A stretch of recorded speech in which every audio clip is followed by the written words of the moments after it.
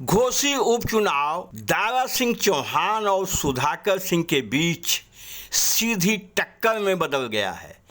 इस हिसाब से समाजवादी पार्टी और भारतीय जनता पार्टी की प्रतिष्ठा इस सीट पे जुड़ गई है। नमस्कार साथियों, बीबीटी चैनल में आपका स्वागत है। इस वीडियो में सटीक विश्लेषण करने जा रहे हैं। जो परिस्थिति अभी है आज के डेट में, उसका बेबाक निष्पक्षता से आपके सामने विश्लेषण रखने जा रहे हैं कि आज के डेट में घोसी में मतदाता कहाँ टिका हुआ है। सबसे पहले तो ये जिक्र कर लें कि घोसी विधानसभा में बीजेपी और समाजवादी पार्टी, ये दो ही पार्टी की टक्कर नहीं है। बीजेपी के साथ एनडीए का नाक फंसी हुई है। यदि बीजेपी यह चुनाव हारती है तो उसको धक्का लगेगा, एनडीए का माइनस होगा पॉइंट। और अगर समाजवादी पार्टी यह चुनाव हार जाती है तो विपक्षी एकता को बहुत तगड़ा झटका लगेगा। इसलिए यह दोनों चुनाव बहुत महत्वपूर्ण है। सबसे ज्यादा इसमें यह है, यानी घोसी के उपचुनाव का परिणाम यह बताएगा कि इस देश में दल बदलुओं को महत्व मिलेगा भी या वफादारों को महत्व मिलेगा। कारण यह है कि दारा सिंह चौहान का इतिहास ही रहा है कि तमाम पार्टियों में जा चुके हैं, दल बदल चुके हैं और फायदा उठा चुके हैं। दूसरी तरफ समाजवादी पार्टी के सुधाकर सिंह समाजवादी पार्टी में वफादारी से रहे हैं और पिछले 2022 के चुनाव में इसी घोसी विधानसभा से दारा सिंह चौहान को समाजवादी पार्टी ने टिकट दे दिया और सुधाकर सिंह का टिकट कट गया। लेकिन समाजवादी पार्टी में सुधाकर सिंह बने रहे वफादारी के साथ। आज फिर परिस्थिति पलटी है। दारा सिंह चौहान ने सपा को धत्ता बता दिया, भाजपा में शामिल हो गए और इस चुनाव में भाजपा के कैंडिडेट हैं और सुधाकर सिंह समाजवादी पार्टी के कैंडिडेट हैं। अब एक सूचना आ रही है, कई ऐसे गांव हैं चौहान समाज के जहां यह एक बैनर लगाया गया है कि दल बदलुओं का इस गांव में प्रवेश वर्जित है। अब इसका क्या अर्थ है? इसका यह अर्थ है कि चौहान समाज का एक तबका दारा सिंह चौहान से नाराज है। दूसरी तरफ चौहान समाज का निर्दलीय उम्मीदवार राजकुमार चौहान मैदान में है। अब एक हिसाब से देखें तो दारा सिंह चौहान को अपने समाज से ही परेशानी ये खड़ी की जा रही है। दूसरी तरफ प्लस पॉइंट क्या है कि सुहलदेव भारतीय समाज पार्टी उनके साथ खड़ी है। माननीय श्री ओम प्रकाश राजभर दारा सिंह चौहान के साथ खड़े हैं, भारतीय जनता पार्टी के साथ खड़े हैं और दारा सिंह चौहान को चुनाव जिताने के लिए एड़ी चोटी एक कर रहे हैं। तीसरी तरफ भारतीय जनता पार्टी का लगभग पूरा मंत्रिमंडल, पूरी सरकार और उनके पूरे समर्थक किसी भी कीमत पे जो भी करना पड़े इस चुनाव को जीतने के लिए कोशिश करने के लिए तैयार बैठा है और कर रहा है। यह दारा सिंह चौहान का प्लस पॉइंट है। समाजवादी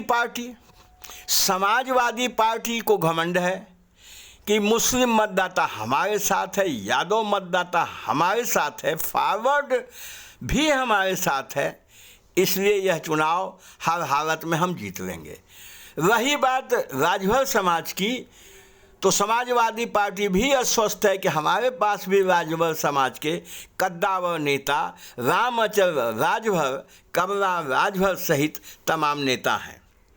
तो टक्कर सचमुच इसमें बहुत ज़बरदस्त है और यह देखना होगा कि आगे स्थिति क्या बनती है। अब एक चीज़ यहाँ गौर कर लीजिए कि बहुजन समाज पार्टी चुनाव मैदान में नहीं है और बहुजन समाज पार्टी जब चुनाव मैदान में नहीं होती है तो इसका सीधा सीधा लाभ समाजवादी पार्टी को मिलता है। आपको याद होगा कि जब जब बहुजन समाज पार्टी चुनाव मैदान में नहीं होती है तो इसका फ़ायदा समाजवादी पार्टी को मिलता है।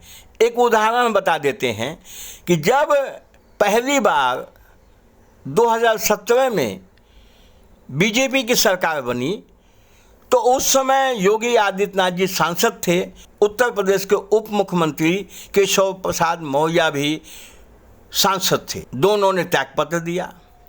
त्यागपत्र देने के बाद वहाँ उपचुनाव हुए। उन दोनों पार्लियामेंट के चुनाव में बहुजन समाज पार्टी चुनाव मैदान में नहीं गई, और जब बहुजन समाज पार्टी मैदान में नहीं गई, सत्ता रहते हुए मुख्यमंत्री एवं उप मुख्यमंत्री दोनों की सीटें समाजवादी पार्टी जीत गई। Bharatiya Janata party absolute majority से उत्तर प्रदेश की सरकार में रहते हुए और एक योगी आदित्यनाथ जी के मुख्यमंत्री रहते हुए, केशव प्रसाद मौर्य के उप मुख्यमंत्री रहते हुए चुनाव हार गई। कहीं ऐसा ही ना हो जाए कि बहुजन समाज पार्टी का जो वोट है, दलित बेस वोट है, बहुजन समाज पार्टी का वोट निर्णायक वोट होगा। अगर समाजवादी पार्टी की तरफ चला जाता है तो सारी गणित फेल हो जाएगी, समाजवादी पार्टी जीत जाएगी।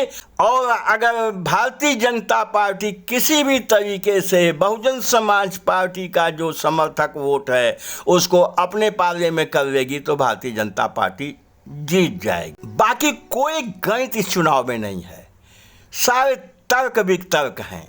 और ये जो तमाम चैनल और गांव में घूम के इंटरव्यू और नेताओं के दावे, ये सब बेकार हैं।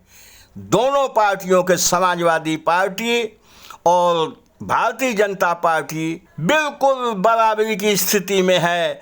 बैलेंसिंग वोट अगर किसी के पास है तो बहुजन समाज पार्टी के पास है, लेकिन उसका कैंडिडेट नहीं है। अगर उसके समर्थक जिसके साथ चले गए उसकी बात बन जाएगी, उसकी जीत हो जाएगी। और समर्थक कहीं बटे, अगर अधिक रेशियो में जिस पार्टी के साथ जाएंगे वह चुनाव हो जाएगा, वह जीत जाएगा। यह अभी नहीं कहा जा सकता है, एक हफ्ते के बाद तो स्थिति साफ होगी। बस साथियों, इस वीडियो में इतना ही। वीडियो अच्छा लगा हो लाइक करिएगा, शेयर करिएगा। हमारे चैनल पे मेहमान हैं, फर्स्ट टाइम आए हैं, सब्सक्राइब अवश्य कर लीजिएगा। Thank you very much.